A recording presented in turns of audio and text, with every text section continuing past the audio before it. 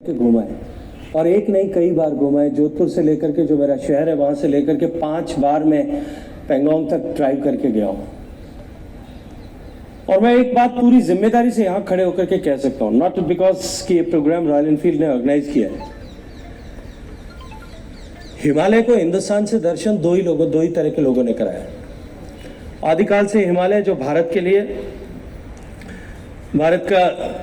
भारत माता की मुकुटमणि के जैसा है, या तो साधु सन्यासी और तीर्थयात्री भारत का हिमालय का दर्शन करते थे या करवाते थे,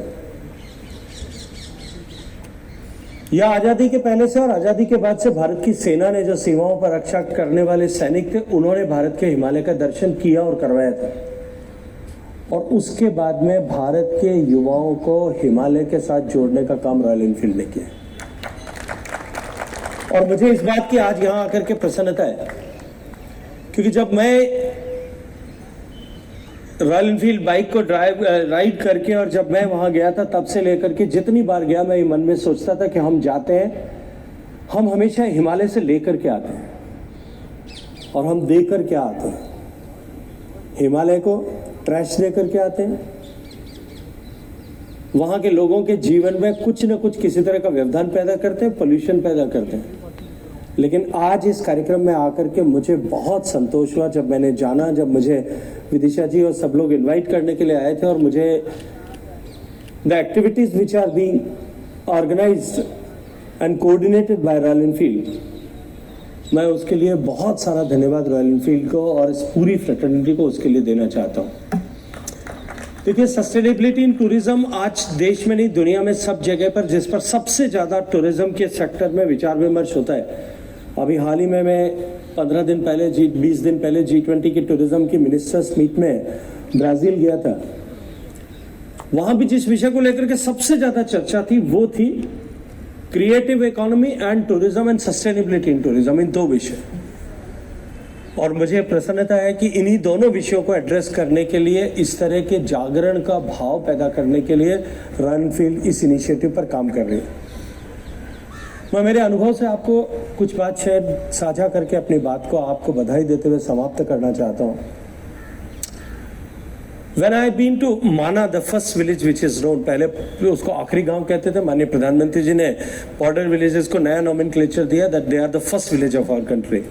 माना अपना हिमाचल प्रदेश में है, उत्तराखंड में लास्ट विलेज है।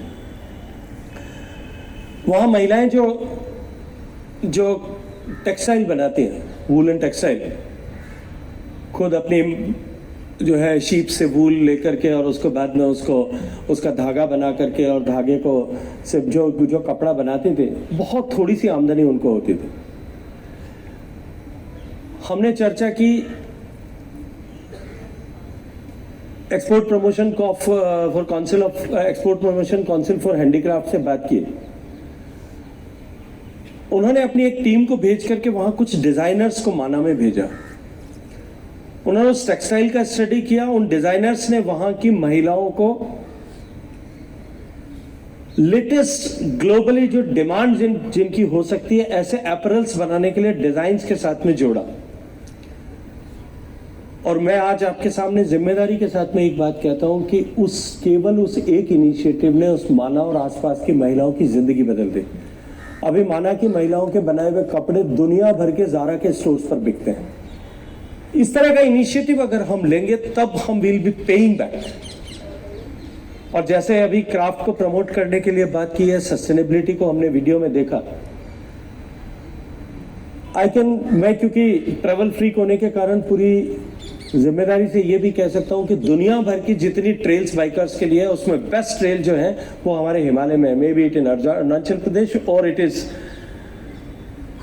मनाली से तंगलांगला पास होकर के, सरचू तंगलांगला पास होकर के हम ले जाएं, या वापस श्रीनगर और द्रास से होकर के श्रीनगर होकर के आए। बीच में एक रास्ता और भी था, आजकल बंद है। लेकिन इन दोनों रास्ते जो है ये सबसे दुनिया की खूबसूरत ट्रेल्स है।